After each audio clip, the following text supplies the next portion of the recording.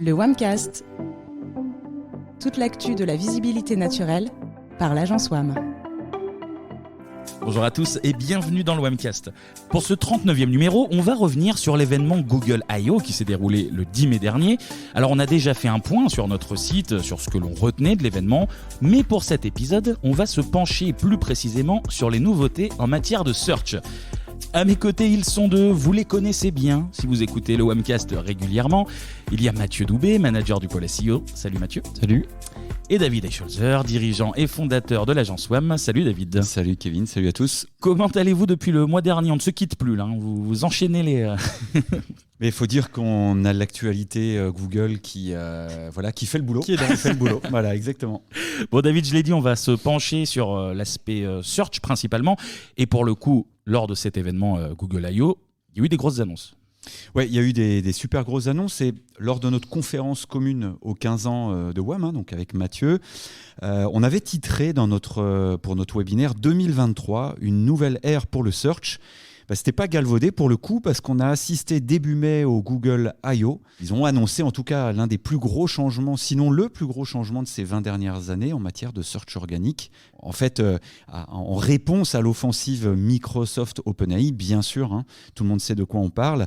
Donc, de ce début d'année, Google a annoncé en très grande pompe, et disons-le tout de suite, c'était réussi, le lancement d'une nouvelle expérience de recherche à travers 3 annonces clés. Qui sont ?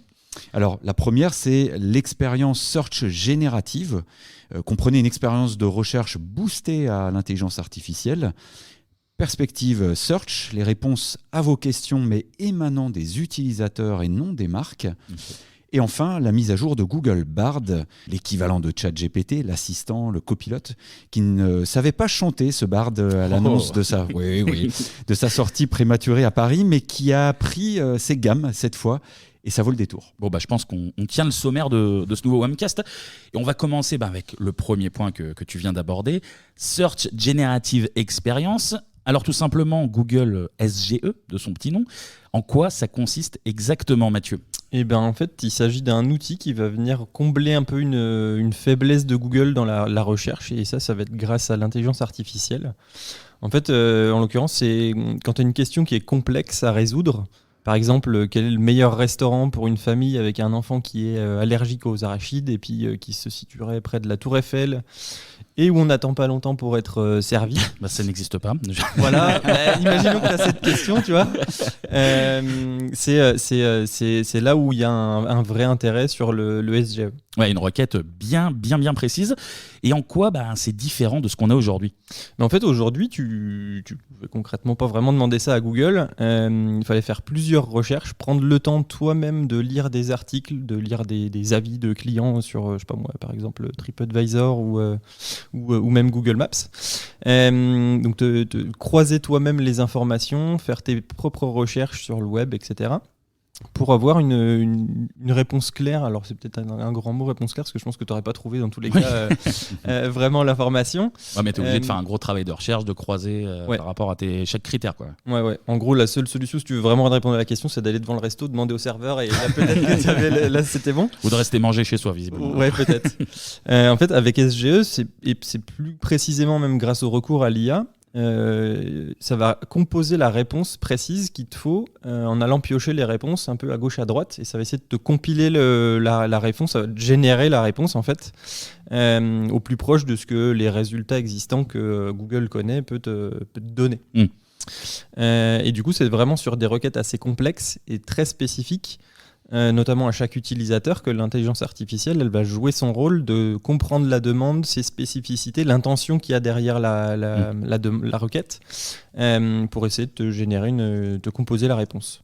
Donc elle va mixer tout ce qu'elle glane sur Internet, et puis après c'est les modèles de langage Palm 2 qui va de générer le texte de réponse dans la page de résultats de Google. Ouais. Après là, clairement, moi je te dis, la question telle que je te l'ai donnée, elle était peut-être un peu très complexe. Elle était technique. Ouais, elle est probablement un peu pointue, et la réponse à ce niveau-là, ça rejoint un peu la fiction de se dire que SGE sera vraiment capable d'y répondre. Mais clairement, ça sera beaucoup plus précis que ce qu'une simple recherche actuelle va pouvoir te donner, où tu as juste des résultats organiques ou payants, mais il n'y en a aucun qui va répondre à ta question, quoi, dans tous les cas. Là, potentiellement, il va te donner des indices qui vont te mettre sur la voie pour trouver ta réponse, quoi. Voilà, et en fait, si justement on résume l'approche de SGE, en rebondissant sur ce que dit Mathieu, c'est que Google finalement tente, en tout cas sur le papier, de réduire le nombre d'étapes nécessaires à l'internaute pour accomplir une tâche ou atteindre un objectif. Mais là encore, SGE, sur le papier, vise vraiment ces questions spécifiques. C'est complexe, quoi. Voilà. Et la grande question que tout le monde se pose, est-ce que Google cite enfin ses sources ? Oui, et on l'avait dit avec Mathieu lors du dernier WAMcast, on ne s'attendait pas à ce que Google en reste là, notamment avec Bard, qui était clairement une faiblesse dès sa sortie. Là, ils se sont bien fait pilonner sur Twitter à ce sujet. Ils ne pouvaient pas se permettre de ne pas s'appliquer à eux-mêmes les directives qu'ils assènent tout au long de l'année au SEO, clairement, et auprès des webmasters du monde entier, évidemment. Donc, non seulement Google source ses réponses dans Search Generative Experience, mais en plus, il met en avant une sélection de 3 liens à droite de la réponse, plus en complément, si la demande était commerciale ou transactionnelle, des produits, des liens vers des produits, vers des marchands, mais on en reparle tout à l'heure. Et quoi qu'il en soit, une liste de questions complémentaires en dessous, si besoin, pour l'utilisateur de repréciser sa demande encore. Voilà. Donc en gros, Google a rassuré. Ouais, sur la phase de présentation de l'outil, de la fonctionnalité SGE lors du Google I.O., clairement oui.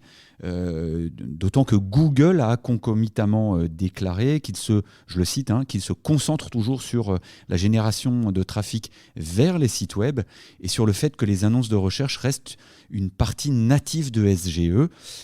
Voilà, donc pour rassurer clairement les webmasters du monde entier, les marques. Il faut dire que ça marchait pour cette fois, quoi. C'est-à-dire que oui, dans la présentation, ça fonctionnait. Les fois d'avant, pas forcément bien. Exactement. Là où Bing OpenAI annonce exactement le contraire, parce qu'on y reviendra, mais un article des Échos remontait en fait une intervention de Bill Gates lors d'une conférence en Californie, on en reparlera un peu plus tout à l'heure, et qui disait la chose suivante: grâce à l'IA, demain, vous ne passerez plus par un moteur de recherche ou par Amazon pour acheter vos produits. Je referme la parenthèse, on en reparlera. Donc de ce point de vue-là, oui, Google rassure les éditeurs, on ne casse pas le modèle en place. Voilà. On va revenir plus en détail sur ce qui a rassuré, mais oui, de l'avis général, pour te répondre clairement, de la communauté SEO, il y a eu un vrai vent d'enthousiasme, et je pense que cela, encore une fois, a rassuré tout le monde, notamment les SEO, à qui on l'a fait chaque année. Est-ce que le SEO va mourir? Voilà, mais pas encore. Et plus prosaïquement, et c'est pas rien, parce qu'à Paris, il s'était pris un coup de pelle derrière la tête, si vous me pardonnez l'expression, mais le cours de bourse de Google a pris près de 15% depuis ses annonces du 10 mai. Pas mal. Là où justement, il s'était pris tout l'inverse après Paris. Donc voilà, c'est mine de rien, vu le cours de bourse de Google, ça fait des sous, ça fait des sous au bout du compte. Alors tu l'as dit, de l'enthousiasme, mais est-ce qu'il y a un mais d'ailleurs? Oui, effectivement, disons que sur la phase de test, là maintenant, quand on a accès aux outils, les premiers échos qu'on a eus, là, des SEO connus, on va dire, soit journalistes, soit des SEO tout court, Barry Schwartz, Aleda Solis ou Lily Ray, par exemple, globalement, c'est assez bien. Mais il y a aussi quand même un peu de moins bien, notamment sur l'intérêt de certaines réponses qui sont fournies par SGE versus des résultats qu'on a d'habitude un peu plus classiques, quoi. Et justement, est-ce que tu aurais des exemples de moins bien pour te reprendre, est-ce que de ce qui a pas plu ou qui demande des améliorations? Je vais te citer en source Aleda Solis, qui a fait un peu l'exercice de remonter un peu ce qui était... qui pouvait t'améliorer, on va dire ça comme ça. Tu vas avoir le contenu, donc ce qu'ils appellent les instantanés, la réponse de SGE, qui peut être parfois un peu répétitif avec le contenu qui est inclus dans les fonctionnalités de recherche classiques. Tu as de la redite, et en fait, il se base sur les résultats un peu classiques pour générer sa réponse. En fait, c'est un peu logique, si tu veux, qu'il y ait de la double info. Mais du coup, pour l'utilisateur derrière, ça risque d'être un peu perturbant, donc on peut s'attendre un peu à ce que ça évolue. Tu peux avoir aussi les listes de ressources qui sont incluses dans les SGE qu'Aleda Solis a essayé, qui n'étaient pas forcément systématiquement cliquables. Et du coup, si on te propose une liste des meilleurs logiciels pour faire tel ou tel truc, si on te donne un nom mais que tu peux pas cliquer dessus, en fait, tu génères un peu de la frustration, quoi. Ou au pire, il faudrait qu'ils mettent un lien vers la page de recherche sur le nom du logiciel, tu vois. Ça pourrait être pertinent. Certains instantanés sur des sujets assez complexes, ils étaient peut-être un peu simplistes, où ils répondaient pas vraiment aux besoins aussi. Comme pour ton restaurant de tout à l'heure, par exemple. Ouais, peut-être. peut-être. Et en gros, là, ça va plutôt ressembler à des feature snippets qui sont un peu énervés, un peu déjà plus conséquents en termes de taille. Ouais. Mais ça reste pas hyper quali, on va dire ça comme ça. Tu peux avoir aussi certaines réponses dans les instantanés de SGE qui ne correspondaient pas forcément à l'intention de la requête. Si SGE fournit une réponse informative à une requête commerciale, en fait, ça ne correspond pas à ce qu'on attend. Et là, l'expérience, en l'occurrence, sur la page de résultats Google n'est pas géniale. Après, comme on sait que Google, c'est un peu le roi de l'A/B test, on va se dire qu'il va corriger ça assez rapidement. Ils verront bien qu'il y a des instantanés qui fonctionnent mieux que d'autres. Par exemple, si tu recherches un habit à acheter, lui, il va te donner la définition de ce vêtement. Ouais, par exemple. Et du coup, bon, c'est... Oui, pas bien de savoir ce qu'est un jean, mais si tu as envie de l'acheter, c'est mieux d'avoir un marchand qui t'en vend, quoi. Et puis après, d'autres exemples, par exemple, sur des demandes autour de lieux. SGE va répliquer Google Maps, sauf que du coup tu le retrouves aussi un peu plus loin, donc en fait ça peut être un peu confus. Ou sur la recherche de catégories de produits sur lesquels Google a déjà fourni un carrousel de produits, il va t'en remettre un autre. Ça peut être assez perturbant, d'autant qu'en plus nous l'impact qu'on voit arriver derrière, c'est que aujourd'hui sur un site e-commerce qui génère beaucoup de trafic, alors il y a certes les produits, puisqu'ils peuvent être positionnés sur des mots-clés, mais les catégories de produits ou les sous-catégories, les combinaisons de facettes, ça va être sur des mots-clés qui sont le plus souvent assez demandés. C'est là où tu vas générer quand même pas mal de trafic, et si demain tout ça disparaît au profit juste d'une liste de produits, il y a un vrai transfert de trafic qui se fera sur la fiche produit. Et même un vrai risque, je pense, pour les marques, quand on a l'habitude aujourd'hui de voir... une catégorie e-commerce sur une combinaison, moi je sais pas, les sneakers Nike, si tu vois une page de Nike qui sort, c'est normal, mais si demain tu as une liste de produits et qu'en plus dans cette liste de produits il y a des revendeurs de Nike plus Nike, le trafic que tu avais nativement avant qui était très conséquent parce que c'était ta page Nike qui sortait, tu l'as plus en tant que marque, donc ça risque d'être assez un petit changement pour les marques en l'occurrence. Ouais. Donc en fait, Google globalement nous dit que ça va être assez évolutif, que c'est encore en test, c'est une bêta, et c'est justement l'objectif pour eux, c'est de voir un peu quel impact ce nouveau modèle il entraîne sur l'expérience avec les internautes. Donc il faut vraiment s'attendre à ce que globalement ça évolue, et dans le fond et très probablement dans la forme, parce que clairement quand on regarde graphiquement à quoi ça ressemble, c'est quand même pas hyper sexy. Ils nous ont déjà habitués à mieux sur le design de l'interface. Donc je ne serais pas étonné que ça s'améliore avec le temps. Moi j'ai bien aimé visuellement. Je trouvais que ça avait de la gueule.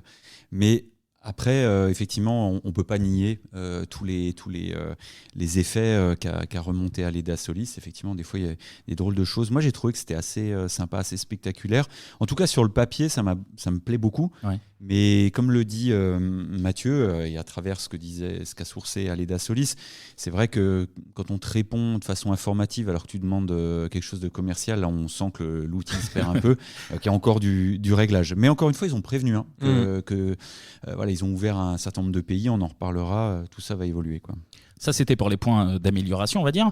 Mais plus concrètement sur SGE, comment ça marche et que fait l'IA dans tout ça exactement ? En fait, il y a plusieurs façons pour SGE d'utiliser l'intelligence artificielle pour améliorer l'expérience de recherche. Tu vas avoir ce que je disais tout à l'heure, l'instantané AI, qui te génère un résumé unique pour certaines requêtes qui sont assez longues en général, et notamment informationnelles.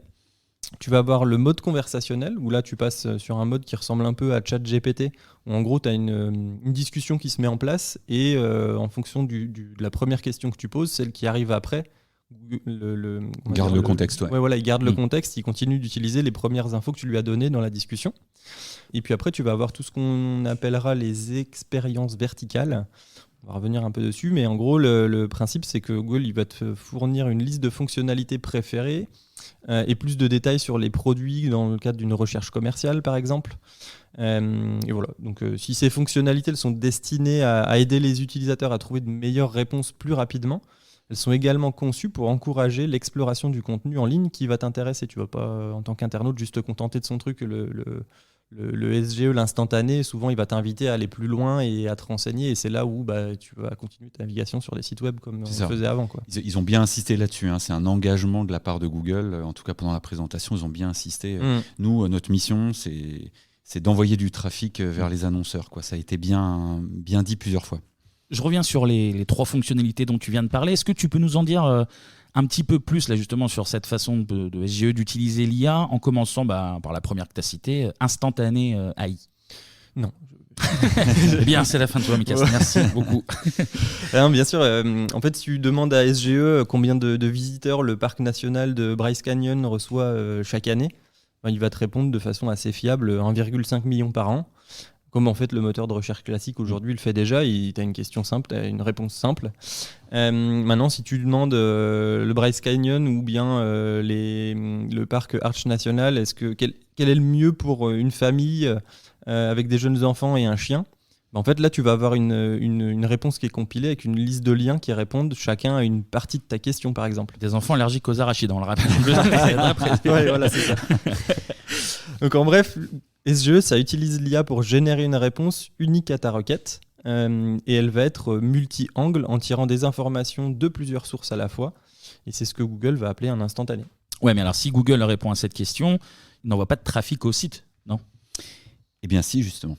J'ai bien fait de poser la question. Oui, c'est ça. En tout cas, c'est ce que je disais tout à l'heure, ils l'ont clairement déclaré, ils ont insisté, c'est pour ça qu'on insiste aussi, ils ont clairement déclaré lors du Google I.O., je vais les citer, alors que nous intégrons l'IA générative dans la recherche, nous nous engageons à continuer d'envoyer un trafic précieux vers des sites sur le web.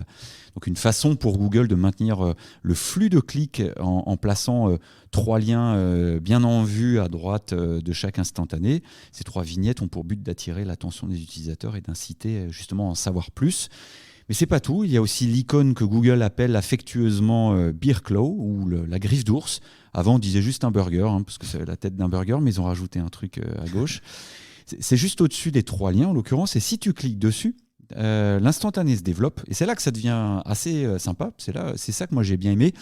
Ça révèle en fait là le contenu qui a informé chaque phrase, qui a permis de former chaque phrase de l'instantané avec les sources associées. D'accord. Voilà, donc c'est 3 liens, tu cliques dessus et que là tu as vraiment toute une liste de sources qui ont servi. Alors c'est un peu caché, mais c'est assez rassurant. On verra ce que ça donne en termes de comportement, mais à première vue plutôt sympa.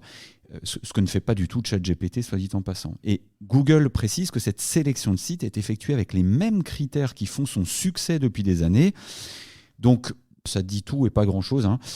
Dans le fond, il semble que ce soit, je mesure, le même algorithme qui serve les résultats de SGE.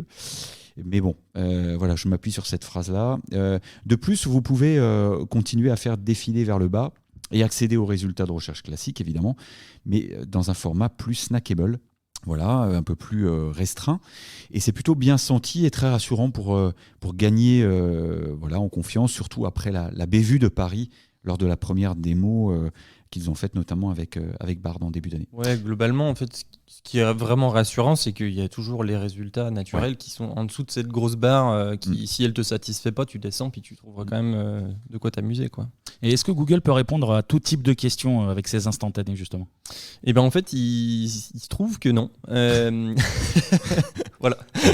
Je pose des bonnes questions, des fois.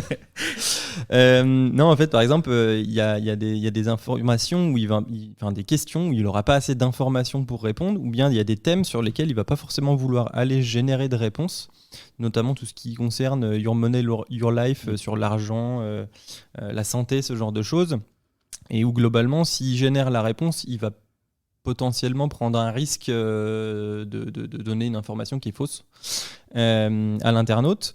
Et par exemple, Google n'affichera a priori pas de réponse à une question sur l'administration de Tylenol à un enfant, c'est un médoc, parce que ça va être quand même hyper impactant sur la vie des gens en fait, en l'occurrence. Donc ils vont peut-être plutôt pousser l'article d'un expert, d'un médecin qui te dit comment faire avec un résultat naturel.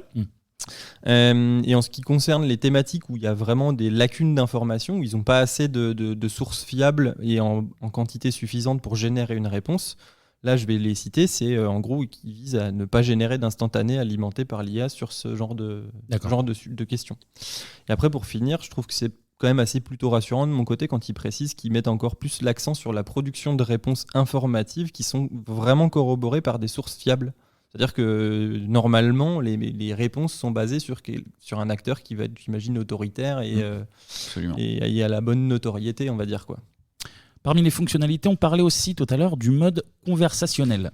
Ça se passe comment, David, alors ? Oui, moi j'ai beaucoup aimé dans la démo de Cathy Edwards, dans la vidéo de Google I.O., le mode conversationnel.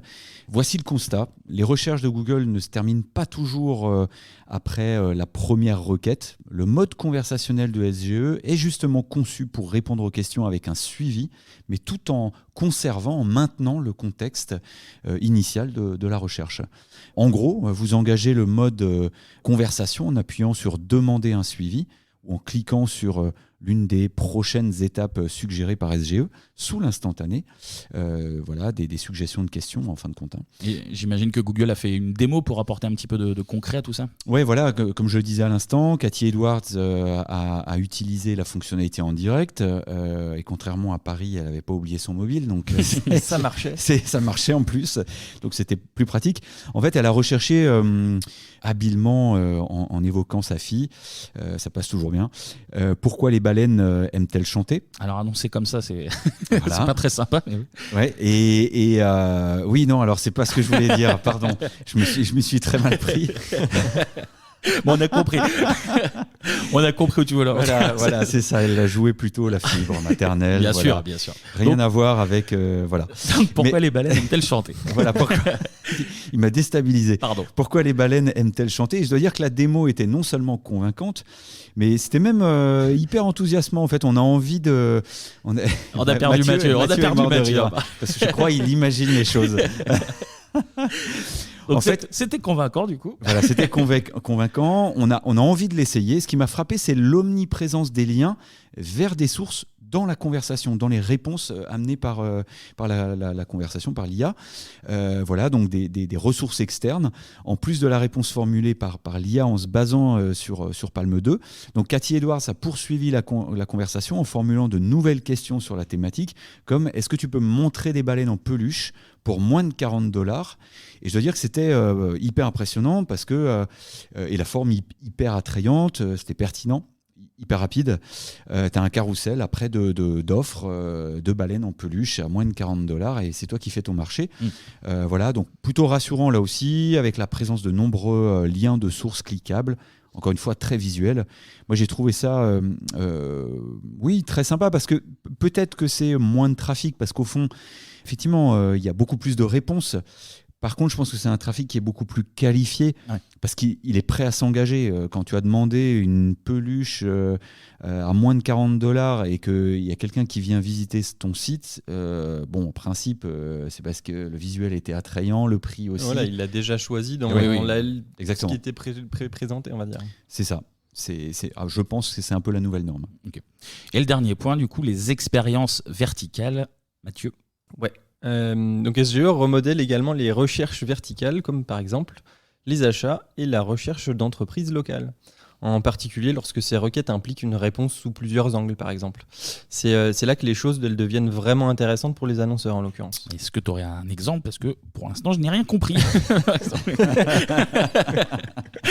Ouais, je vais te donner un exemple. Je vais essayer de faire un truc sans les enfants avec l'allergie. Imaginons que j'ai décidé ces dernières semaines de lâcher mon scooter pour prendre mon vélo pour aller au bureau. Un vélo plutôt.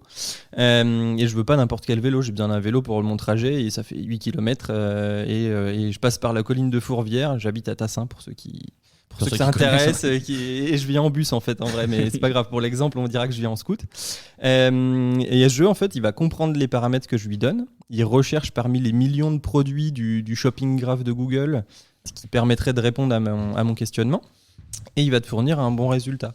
En l'occurrence, un résumé sur le type de vélo, l'autonomie de la batterie, parce que comme je suis une feignasse, il va me proposer un vélo électrique. Tu pédales pas, toi. Voilà.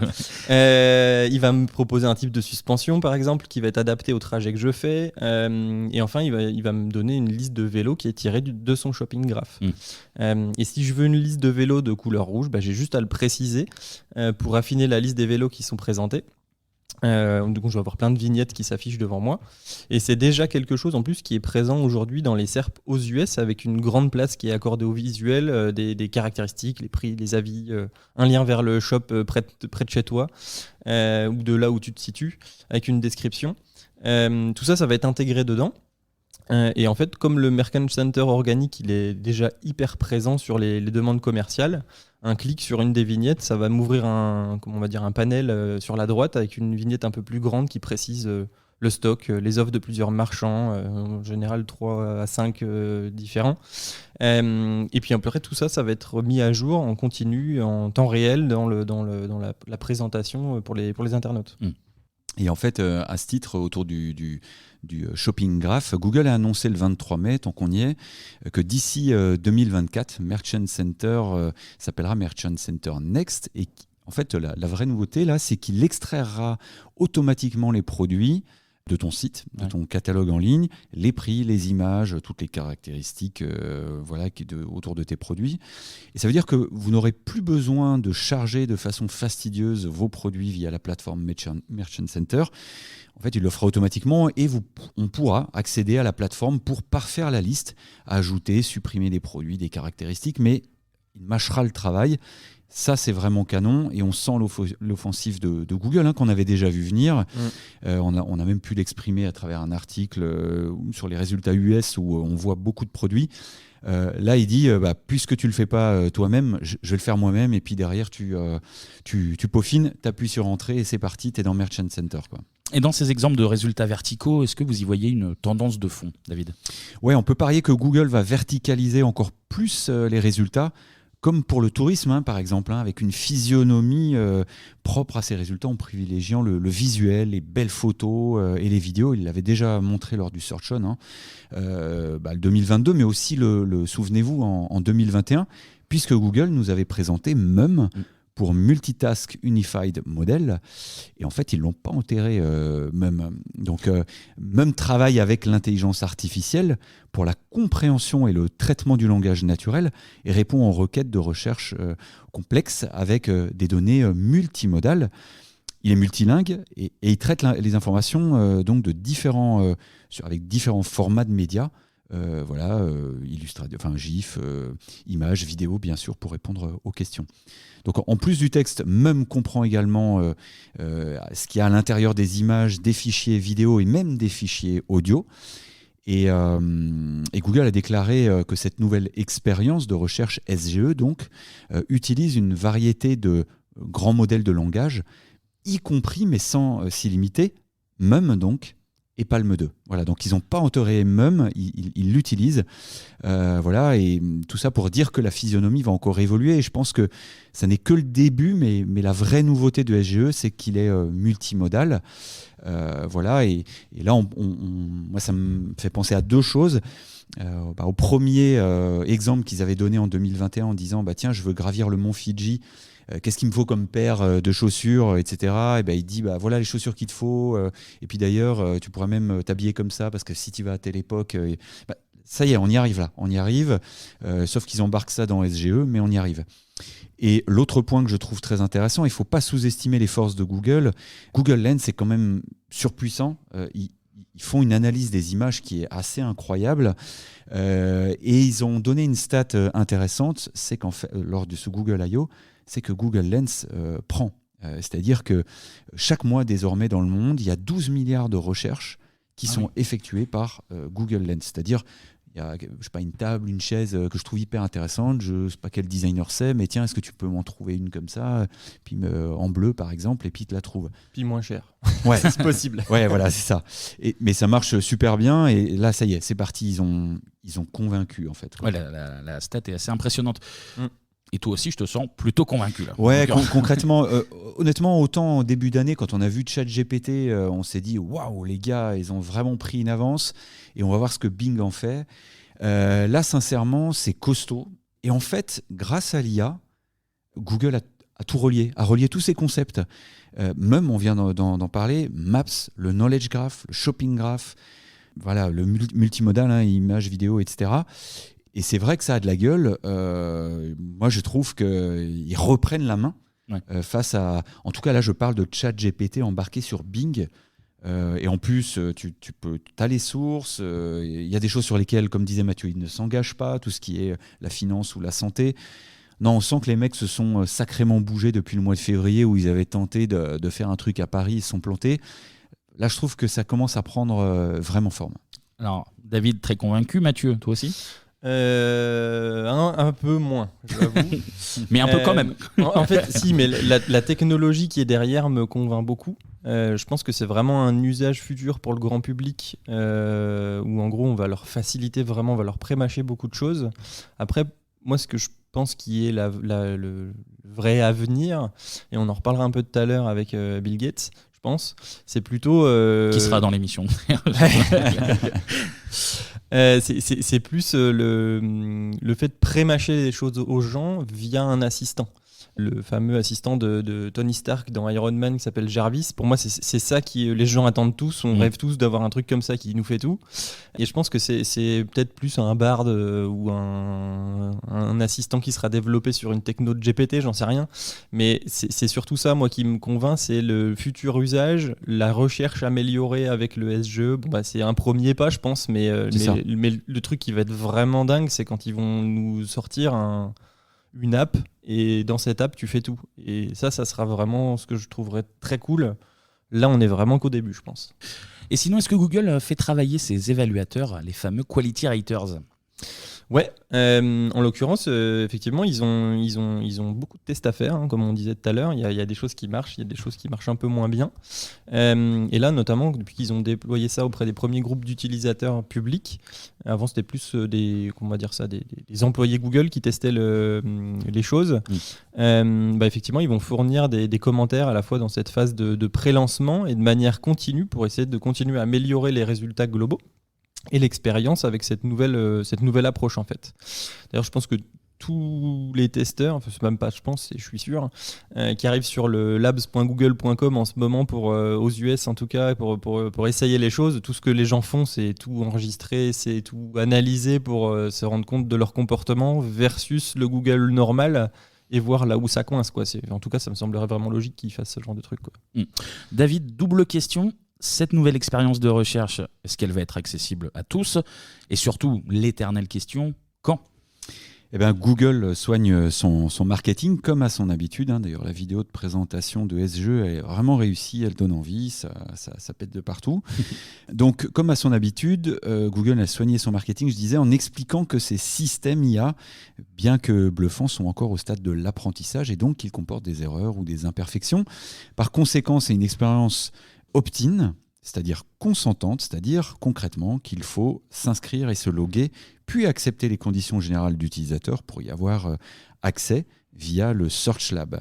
Il y a actuellement un peu d'attente après l'inscription, mais une fois que tu es inscrit, tu scrutes tes mails et si Search Lab t'écrit, c'est que ça y est, c'est OK pour toi et tu es dedans.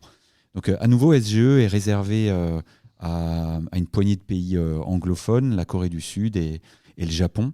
Cette approche en mode logué, moi je trouve que c'est plutôt intelligent de la part de Google. C'est un moyen de se border par rapport aux erreurs possibles. Ils sont quand même bien fait tracher par rapport à la première présentation au mois de février.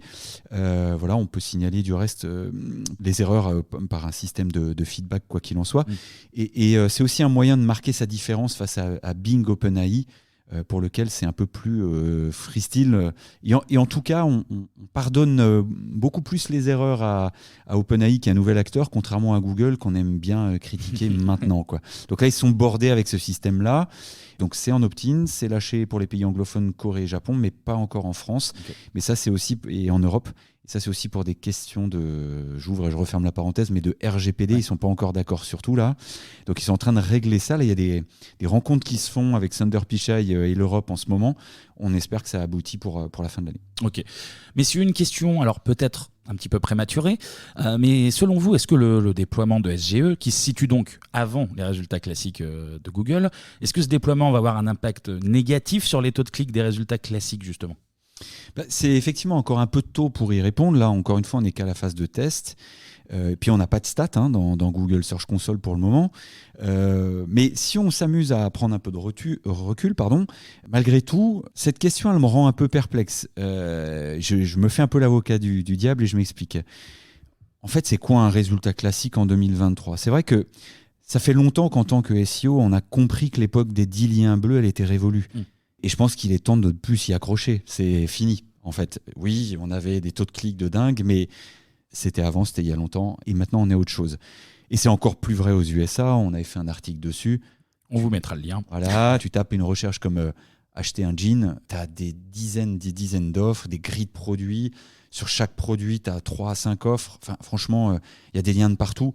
On n'en est plus là, en fait. Donc, les résultats classiques de l'algorithme sont déjà parsemés d'espaces dédiés aux news, maps, PA, produits, e-commerce, et ça va continuer à s'accentuer. On veut une abondance de choix. Je crois qu'il faut voir les choses différemment par rapport à la nature des résultats de SGE. On a dit que cette expérience de recherche générative était plutôt faite pour les demandes complexes qui nécessitent plusieurs recherches et qui aboutissent à des résultats de toute façon aujourd'hui insatisfaisants. Ça signifie qu'au pire, même si vous aviez des visites, il ne se passait rien ou pas grand-chose pour vous, au bout du compte, pour ce type de demande. Entendez une visite, mais pas d'engagement au final. Hein. Donc si on reprenait l'exemple du restaurant avec un gamin qui est allergique aux arachides. Mais avec XGE, ce que Google propose, c'est plutôt une réponse précise aux demandes complexes que ces résultats classiques ne peuvent pas honorer aujourd'hui. Donc si vous êtes sélectionné dans les sources de SGE, je pense que vous aurez un trafic plus captif et plus susceptible de s'engager, mais par contre beaucoup moins de volume. Ça, on est bien d'accord. Ouais. C'est donc moi je pense plutôt une nouvelle opportunité d'engagement pour la marque. Il faut le voir comme un rattrapage de quelque chose qui ne marche pas bien aujourd'hui pour les marques. Dit autrement, Google note pas de trafic aux marques, ils tentent plutôt d'obtenir un meilleur engagement. De toute façon, on n'avait pas, quoi. Ouais. Voilà, tout simplement. Donc c'est en tout cas la promesse, hein, et c'est comme ça qu'ils ont présenté les choses. Après, on a vu avec Aleda Solis que c'était pas encore parfaitement rodé, mais c'est l'objectif visé. Attendons de tester avant de juger à la hâte. Mathieu. Ouais. Effectivement, il faut voir SGE comme une expérience de recherche qui est quand même assez différente de ce qu'on a vu de Google auparavant. Mais en même temps, ça ressemble toujours à de la recherche indirectement, quoi. Donc Google fait effectivement un meilleur travail pour établir des liens avec les éditeurs dans le but de générer du trafic vers les sites web, et notamment contrairement un peu à ce qu'on voit là sur Bard où il y a quand même vachement moins de liens, mais je suppose que ça viendra quand même à l'avenir. Et on en voit quand même un peu de plus en plus. Ça ne remplace pas la recherche Google qu'on connaît aujourd'hui, c'est plus un complément, quoi, en fait. C'est ça. Et comment les annonces de recherche se comportent sur les pages SGE ? Les premiers tests qu'on a pu voir avec le Google I.O., de ce qu'on a pu constater dans les captures d'écran qu'ils nous montraient ou les présentations, tu as un affichage en haut ou en bas de réponse du bloc SGE, là, de l'instantané, en général sous forme d'une liste de produits Merchant Center où ça va te balancer du produit si tu fais des requêtes produits, comme tu peux le trouver par exemple dans Images ou Google de manière plus classique.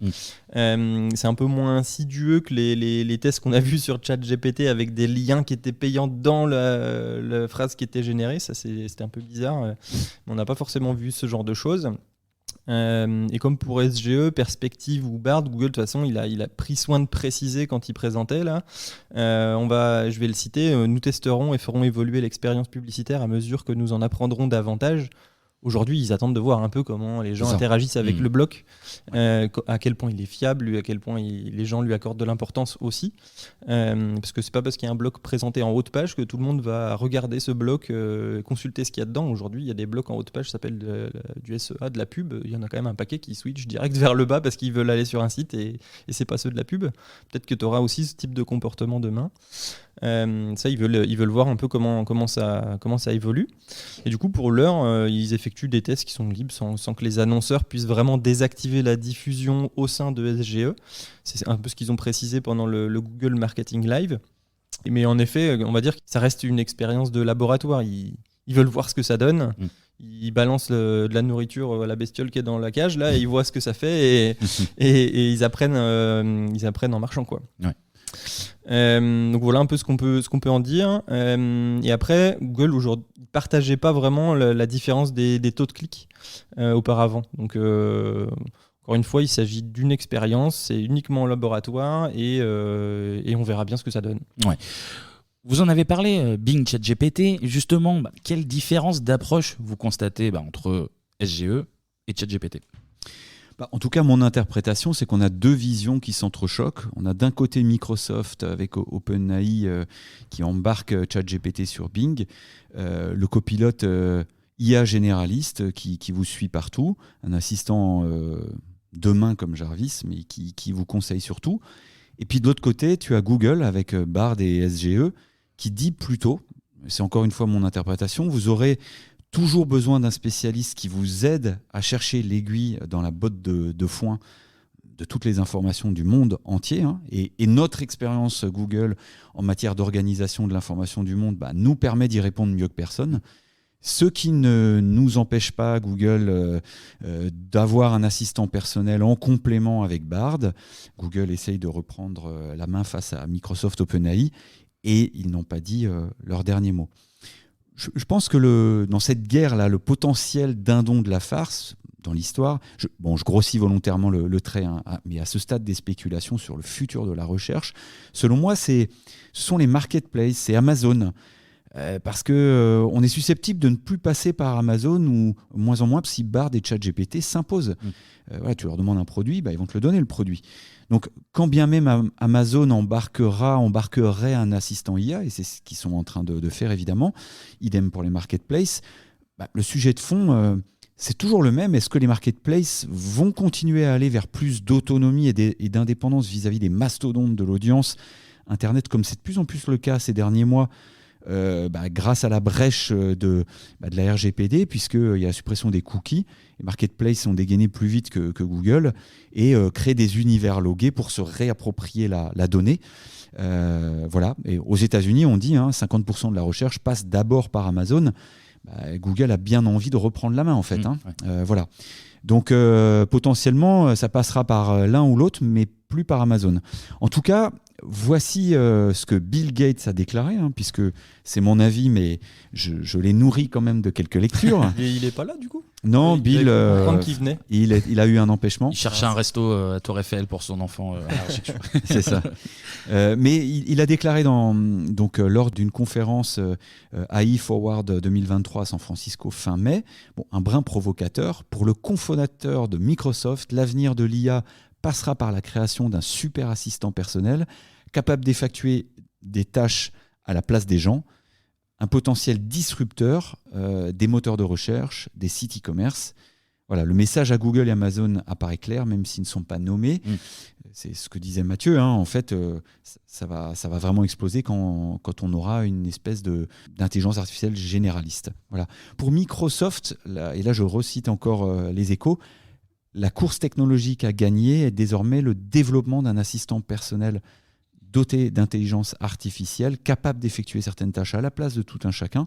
Et quel que soit le vainqueur, il s'agira d'un enjeu majeur capable de chambouler l'écosystème des moteurs de recherche, des sites e-commerce, bien sûr. Mais ce n'est pas pour tout de suite, quoi. Justement, tu as senti venir ma question. Oui. Je vais te dire, c'est pour quand alors ? Mais justement, il faudra un certain temps avant qu'une IA généraliste ne soit prête à être utilisée par le grand public. D'ici là, les entreprises continueront à intégrer dans leurs propres produits des technologies d'IA dites génératives, à l'image de ChatGPT, OpenAI et Bard avec Google. L'IA est bien une révolution dans la manière dont on accède aux différents sites à l'information, clairement. Ça, c'est clair, c'est emboîté. Toute la question est de savoir si chaque site va créer son propre outil de type ChatGPT ou intégrer le dit ChatGPT directement, ou si l'on passera par un super assistant personnel universel qui donnera accès à tout le reste. D'ailleurs, le fondateur de DeepMind s'est fendu aussi de sa petite phrase chez Google, donc, et il a dit, voilà, d'ici 10 ans, la recherche passera par une IA généraliste capable d'imiter l'humain. Ok. Donc lui-même dit, on ne passera plus par un Google tel qu'on le connaît aujourd'hui. Seulement dans 10 ans, du coup. Eux, ils disent dans 10 ans, bon, c'est probablement une manière de rassurer les marchés, de rassurer les annonceurs. C'est proche et en même temps c'est loin. En fait, on ne sait pas trop. Et on a bien vu que ChatGPT a mis un coup de pied dans la fourmilière, donc ça peut probablement aller assez vite. Mathieu, toi, t'en penses quoi ? Ouais, après, en fait, là où je pourrais mettre un bémol sur ce que Bill Gates il peut nous dire, en fait, c'est qu'effectivement, lui, il joue son rôle, il met en avant Microsoft, donc il va pas te dire que non, en fait, c'est pas si révolutionnaire que ça. On est d'accord. En fait, moi, ce qui m'interpelle, c'est que, tu vois, Amazon, effectivement, c'est une porte d'entrée pour du e-commerce, mais il y a quand même toute la gestion de flux de produits, de la livraison en elle-même, les entrepôts, le stockage et tout, c'est ça Amazon aussi, c'est pas juste le front du site web qui peut être remplacé effectivement par ChatGPT, c'est toute l'expérience qu'il y a derrière, le service client qui est exceptionnel, et tu auras quand même du mal à remplacer ChatGPT, il va juste remplacer le front peut-être d'Amazon, mais c'est ça. En fait, l'entreprise derrière, elle existera toujours avec des marges de ouf, parce que voilà, ce que dit Bill Gates, c'est qu'en gros, tu demanderas à ChatGPT, est-ce que tu peux me trouver un jean comme il y a 3 mois là que j'avais acheté, tu peux me reprendre le même, et si tu peux me le livrer pour la semaine prochaine, et il va le faire, et il va probablement le passer par Amazon. Mais effectivement, tu n'auras pas besoin de le faire toi-même. Voilà, donc quand il dit qu'ils peuvent remplacer les sites e-commerce, ce genre de trucs, dans tous les cas, ils ne remplaceront pas les marques. Non. Quand tu as des sneakers au pied, c'est pas des sneakers Bard, quoi, ou des sneakers GPT, c'est que le front. Voilà, c'est ça. Alors, on l'a bien compris, SGE, c'est la nouveauté Search. Là, on a bien développé. Mais Google a proposé une autre nouveauté aussi, Perspective Search. Du coup, c'est quoi exactement et comment ça complète SGE et la recherche classique, Mathieu ? Ouais. Je vais commencer par te citer ce qu'ils disent dans le communiqué officiel. Ils nous disent, je vais essayer de lire ça de manière claire et intelligible, ce qui n'est pas gagné. Nous le savons, les utilisateurs veulent s'appuyer sur les avis d'autres personnes pour prendre leurs décisions. C'est pourquoi nous avons élaboré ces nouvelles expériences en mettant en avant certains contenus en ligne pour faciliter les recherches et vous permettre d'aller plus loin. Bon, alors, tu as très bien lu, mais concrètement, avec tes mots à toi, ça veut dire quoi alors ? Concrètement, avec mes mots à moi, en fait, ça veut dire que Google va s'appuyer sur les créateurs de contenu autres que les éditeurs. Donc les contenus créés par les utilisateurs via les réseaux sociaux, les forums de discussion pour fournir des réponses, on va dire l'enquête de terrain, quoi, pour certains types de demandes. En particulier, tout ce qui va être un peu how-to, comment faire quelque chose, c'est-à-dire les réponses issues de l'expérience concrète des gens, quoi. Et pourquoi Google met l'accent précisément là-dessus, David ? Justement, c'est très fondé. J'avais abordé ce point dans un article qu'on avait publié sur le blog WAM. En fait, à propos de Helpful Content, c'était ce journaliste de The Atlantic aux États-Unis, Charlie Warzel, qui faisait part fin 2022 d'une expérience de recherche personnelle très frustrante durant laquelle il ne trouvait pas de réponse concrète à sa demande. C'est un problème de plomberie, si je me souviens bien. Et il résumait ainsi son expérience. En fait, il y a un gros secret de polichinelle aux États-Unis à propos de Google, c'est que c'est l'outil le plus utilisé sur Internet, mais par contre, il est plus ce qu'il était, il fournit plus les bonnes infos. Après sa publication, Charlie Warzel s'est rendu compte qu'il était loin d'être le seul à trouver que les résultats de Google se dégradaient, parce que plus tôt dans l'année, en février 2022, Dimitri Brereton, un ingénieur, décrivait déjà une situation qui se dégrade, d'après lui, dans bien des secteurs, dont ceux de la santé et du shopping. Et il qualifiait même de spam SEO systématique les résultats, évidemment qu'il qualifiait d'inutiles également, qui remontaient en première page et qui apportaient absolument aucune solution concrète, mais plutôt une série de liens d'affiliés pour gagner des sous, en gros, quoi. Et pour justifier sa critique, Dimitri Brereton pointait par exemple la montée en flèche ininterrompue de l'audience du principal site d'entraide entre particuliers, le forum Reddit, bien connu outre-Atlantique. Et toujours d'après Dimitri Brereton, les requêtes exprimées sur Google incluant le terme Reddit montraient vraiment une augmentation spectaculaire. C'est pour lui la preuve que la majeure partie du web est devenue trop inauthentique. On ne peut plus lui faire confiance. C'est plutôt des gens qui se placent opportunément en tête de Google pour fournir une réponse en espérant gagner des sous avec un lien d'affilié, en gros, quoi. Et il inclut Google là-dedans, du coup. Exactement. Ouais. Et en effet, d'après Charlie Warzel, la situation est telle sur Google qu'au lieu de faire défiler de longs messages jonchés de publicités, pop-up et de paragraphes à peine cohérents rédigés par des SEO vite fait quand c'est pas une IA, pour accéder à une critique ou une recette quelconque, les internautes intelligents ont obtenu, eux, des fils de discussion animés avec des témoignages de vraies personnes débattant, interagissant les uns avec les autres grâce à Reddit ou Quora. Voilà, mais ironiquement via Google. Ça, c'est assez drôle. Ok, donc perspective, ça serait une réponse directe, pertinente à ce problème.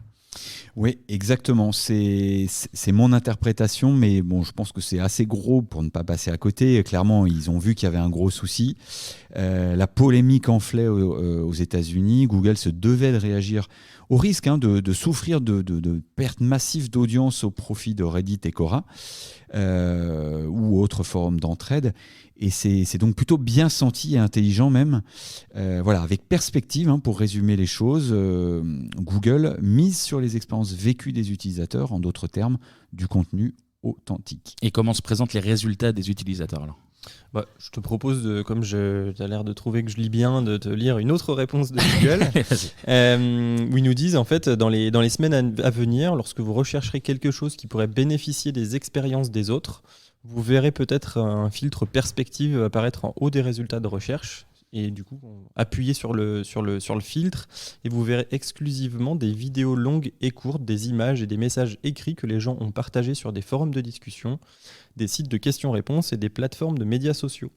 Nous afficherons également plus de détails sur les créateurs de ce contenu, tels que leur nom, leur photo de profil ou des informations sur la popularité de leur contenu. Tu lis vraiment de mieux en mieux même. Putain, le lien.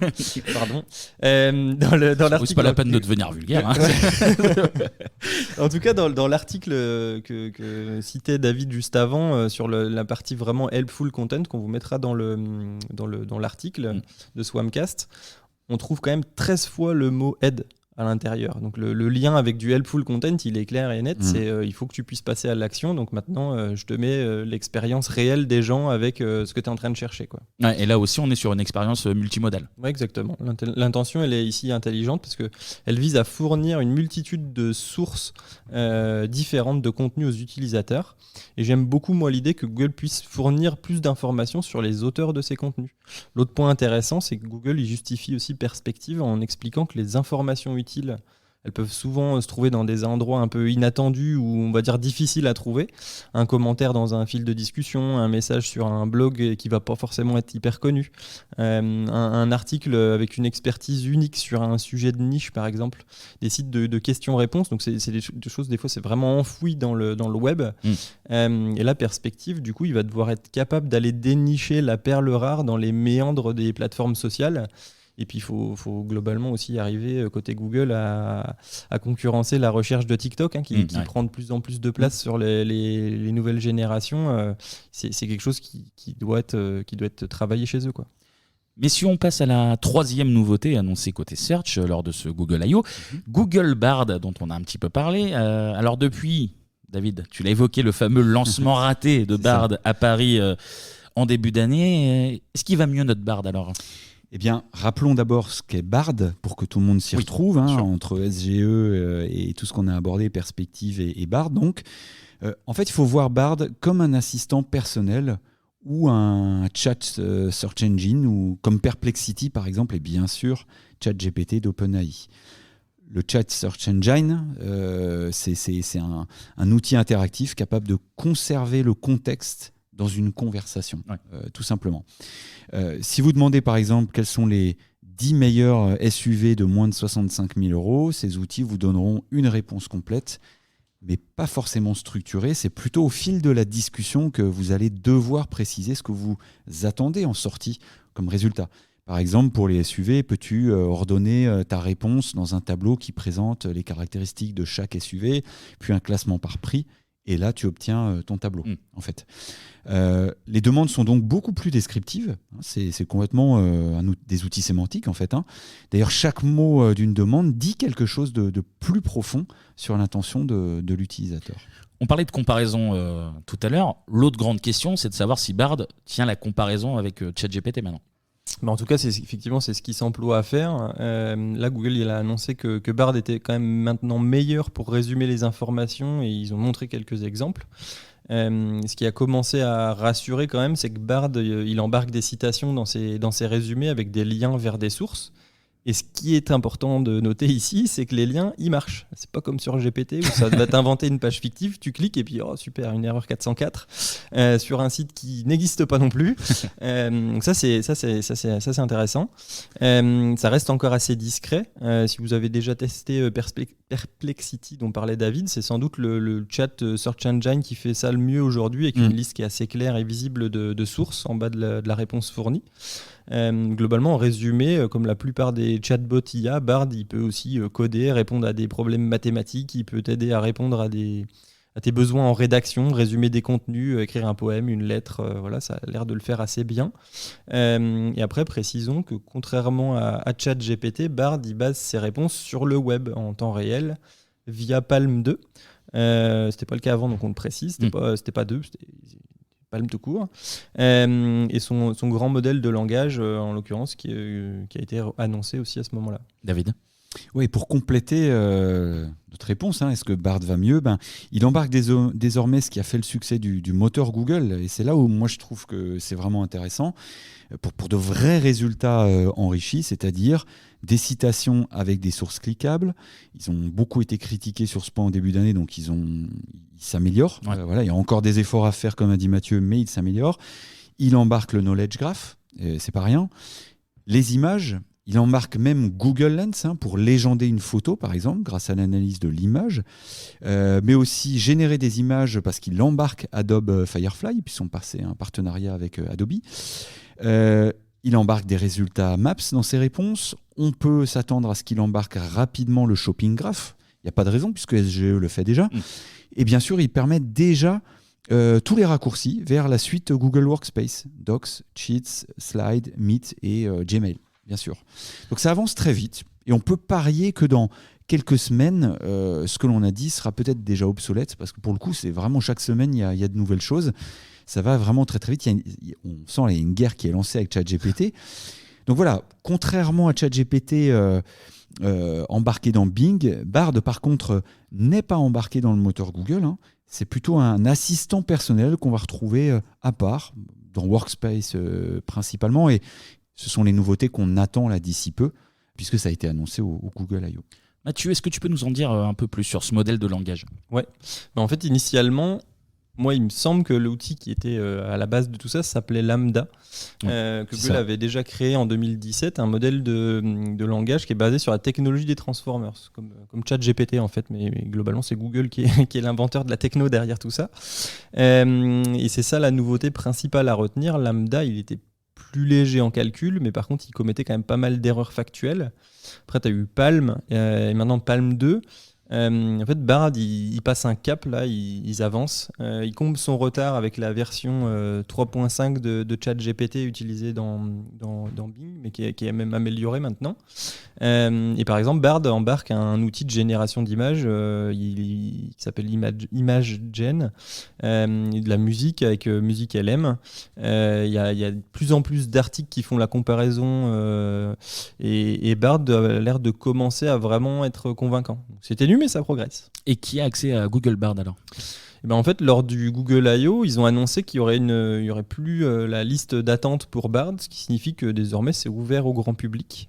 La liste d'attente précédente de Google Bard, elle s'est ouverte le 21 mars 2023 et elle a accordé un accès on va dire, limité aux utilisateurs des États-Unis au Royaume-Uni pour sur une base continue. Et Bard, maintenant, est disponible dans 180 pays anglophones et aussi accessible en coréen et en japonais. Perso, avec mon Gmail, je peux aller sur Bard, mais par contre, je suis obligé d'utiliser un VPN qui va me localiser aux US. Et je suis obligé de lui parler en anglais du coup. Quand tu lui parles français, j'ai essayé, il te dit je parle pas français. Ok. Là, ça fait pile 1 heure, on vient de faire le point sur les grosses annonces de Google I.O. Est-ce qu'il y a eu d'autres annonces concernant le search, David ?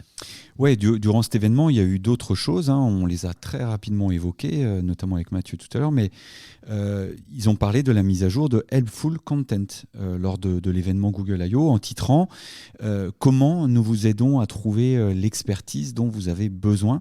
Je vous lis rapidement le résumé aussi du communiqué pour en comprendre l'essence. En plus de faciliter la recherche d'un point de vue authentique, nous améliorons également la façon dont nous classons les résultats dans la recherche globale en mettant davantage l'accent sur le contenu avec une expertise et une expérience unique. Ici, comprendre du contenu qui évoque un point de vue, un retour d'expérience avec un produit ou un service et pas un descriptif. L'année dernière, nous avons lancé le système de contenu utile, donc Helpful Content, pour afficher plus de contenu conçu pour les utilisateurs et moins de contenu conçu pour attirer des clics.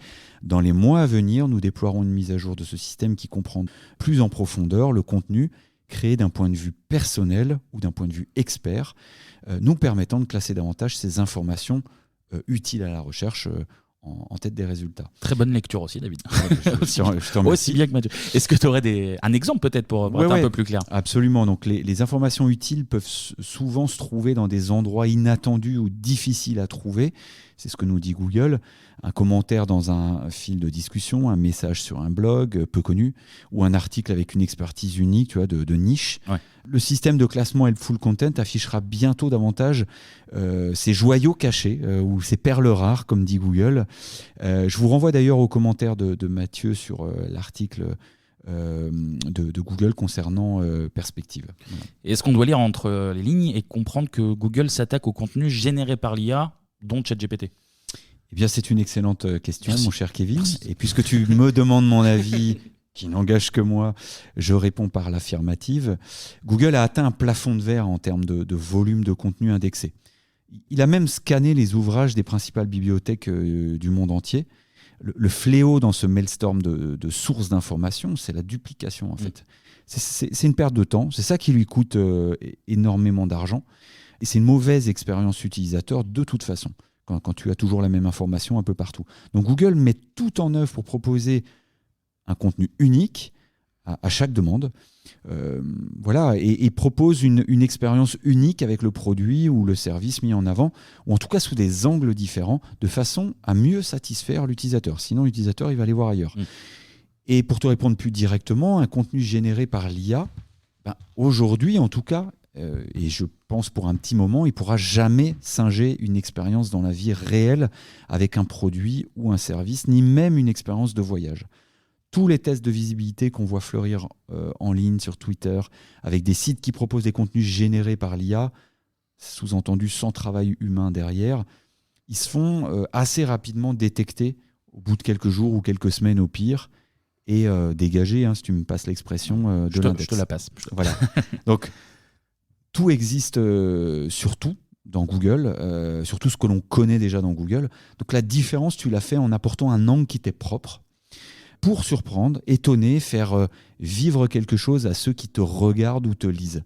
Et c'est plutôt une bonne nouvelle pour les marques, parce que ce sont elles qui peuvent le mieux s'en sortir dans ce contexte, je crois. Et justement, tu as un exemple à nous donner, je crois.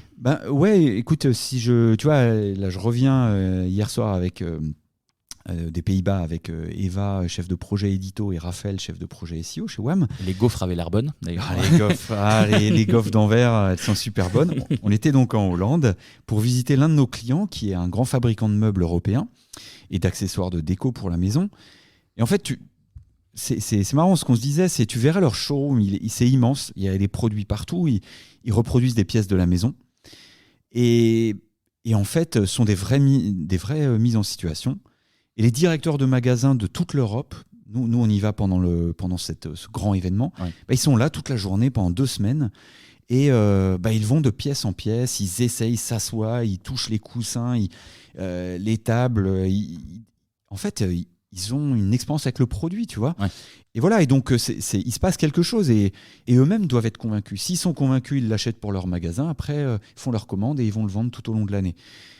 Et en fait, ça nous en dit beaucoup sur ce qu'attendent les gens. En fait, et d'ailleurs, ce client dont je vais taire le nom, mais ne fait pratiquement pas de vente en ligne. Il fait de la prise de rendez-vous pour aller essayer les produits après, quoi. Voilà, et eux-mêmes font appel même à des journalistes, des personnes intéressantes qui ont un public attentif pour essayer leurs produits. Ils ont leur propre studio vidéo, photo sur place. Et ils leur disent, bah voilà, essaye le produit, si t'as plu, tu peux en parler. Voilà, et ça ne remplacera, c'est irremplaçable. Ouais. Sincèrement, c'est irremplaçable. Nous, on voit toujours les deux personnes des deux marques de ce fabricant qui font partie des créateurs de cette boîte. Et elles nous racontent à chaque fois, on vient de Milan, on est allé prendre des idées, c'est comme ça qu'on a créé toute la collection, et voilà le résultat. Et elles nous font passer dans le showroom. En fait, elles nous transmettent quelque chose. Ouais, t'as une vraie expérience avec le produit, quoi. Ouais. Et à la fin, tu te dis, c'est ce qu'on se disait avec l'autre prestataire qui était là aussi.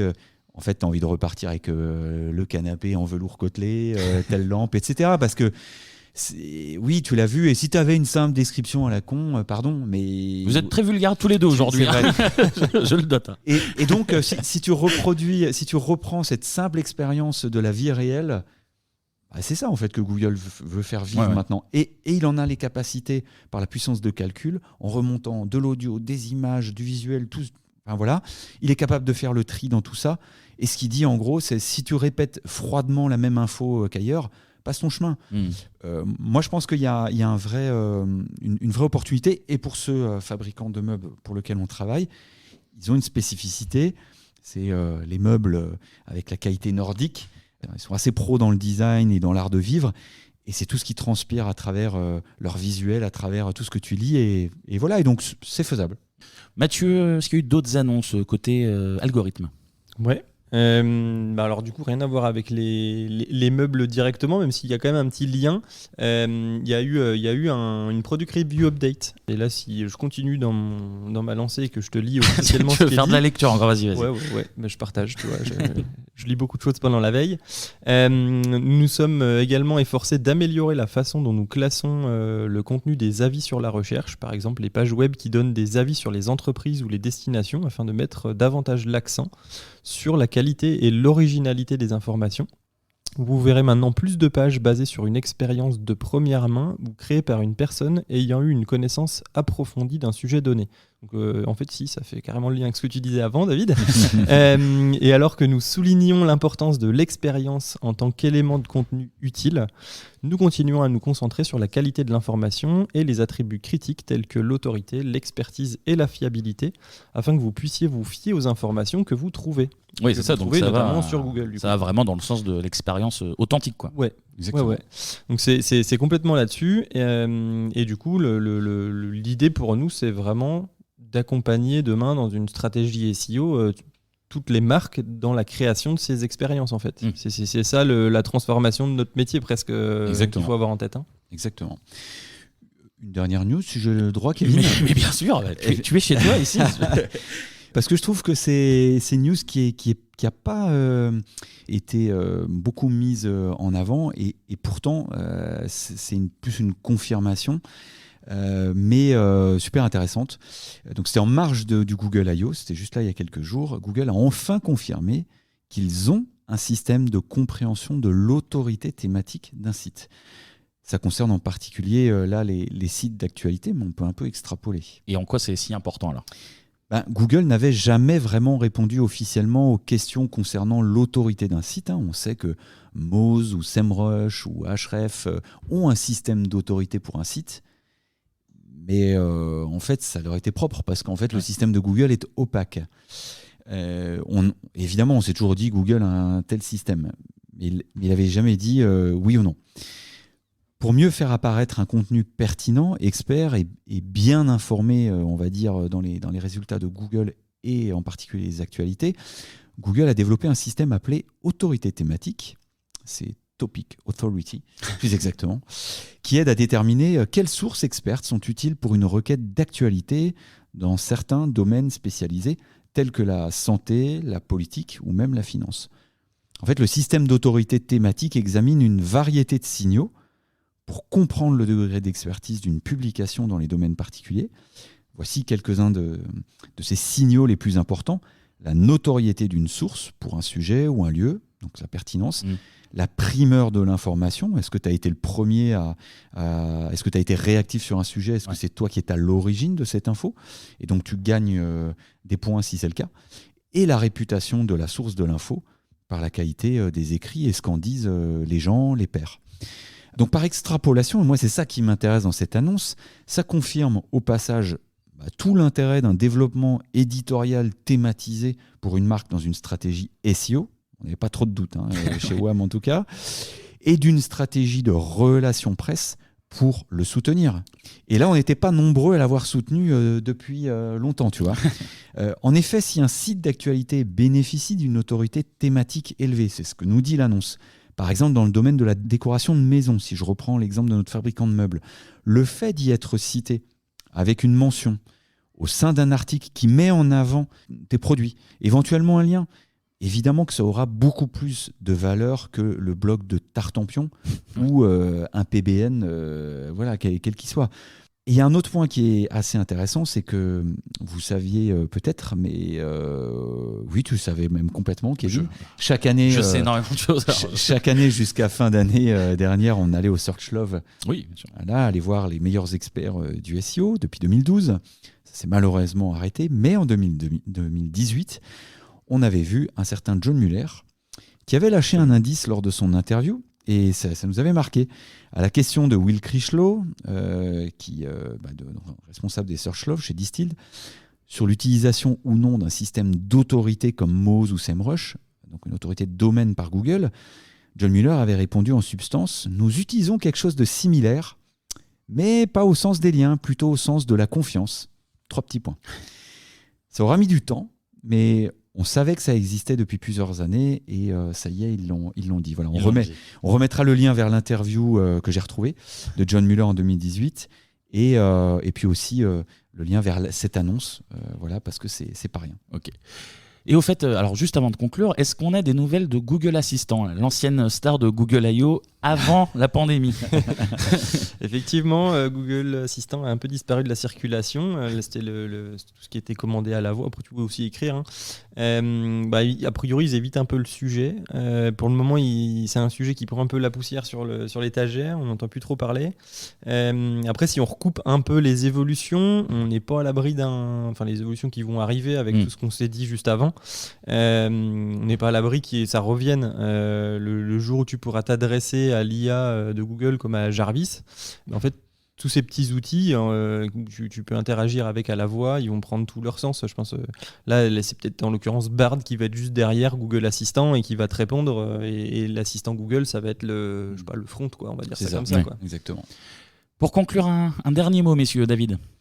Ouais, en tout cas, on a super hâte d'essayer SGE, ça c'est clair, de le presser comme un citron pendant plein de tests avec l'équipe et voir ce qu'on parvient à en faire. Mais encore une fois, moi je suis assez optimiste. On s'est déjà un peu amusé avec ChatGPT et on parvient déjà à faire ressortir les sites de nos clients dans les réponses générées. On avait parlé avec Mathieu lors de nos 15 ans, lors d'un webinaire, on avait montré des trucs. Le jeu reste le même. On met en relation une source fiable comme une marque qui détient la solution à la problématique d'un utilisateur.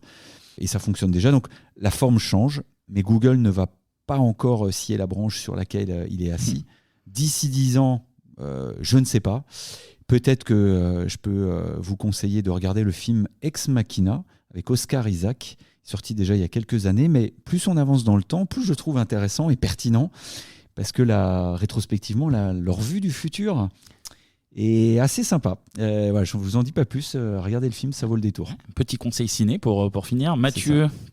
Ouais, alors si tu m'y autorises, je veux bien faire une petite sensibilisation qui a absolument rien à voir avec l'actu. D'accord, bah, écoute, c'est la petite minute de Mathieu. La minute de Mathieu, donc. Je te créerai un générique. Si tu veux. Ouais. Non, clairement, encore cette semaine, on a eu un cas client qui était pour le coup très intéressant à suivre, où suite à des petites problématiques de gestion technique côté serveur, il y a un crawl de Google qui est, on va dire, amputé d'une très grande quantité de hits au quotidien. Ça a été divisé par 40, donc en fait tu te dis tout de suite, Google, s'il y a beaucoup de pages à découvrir, il va avoir un peu de mal à les trouver, et en l'occurrence c'est des choses qui sont simples à monitorer, à surveiller, où on peut se mettre des alertes.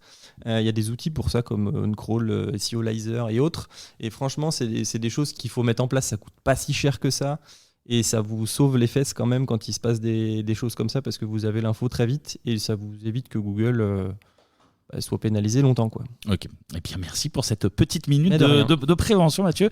Et merci à tous les deux pour votre retour sur Google I.O. On le rappelle, sur notre site, il y a un article rédigé par Mathieu, d'ailleurs, sur Google I.O. Très bon article. On va vous mettre toutes les sources citées là, lors de ce Wamcast juste dans l'article, sous le lecteur, justement. Merci à vous de nous avoir écoutés. Si cet épisode vous a plu, tous les autres épisodes sont disponibles sur notre site agence-wam.fr, rubrique Wamcast évidemment. Vous pouvez nous retrouver sur les réseaux sociaux également, sur LinkedIn, Twitter @wamref et Insta agence_wam. Également, n'hésitez pas à prendre quelques toutes petites secondes pour mettre 5 étoiles sur vos applications de podcast. C'est un petit geste qui fait toujours plaisir, n'est-ce pas? Voire même, soyons fous, un petit commentaire, sait-on jamais. Et nous, on se retrouve, comme d'habitude, le mois prochain pour un nouvel épisode du Wamcast. D'ici là, portez-vous bien. À bientôt.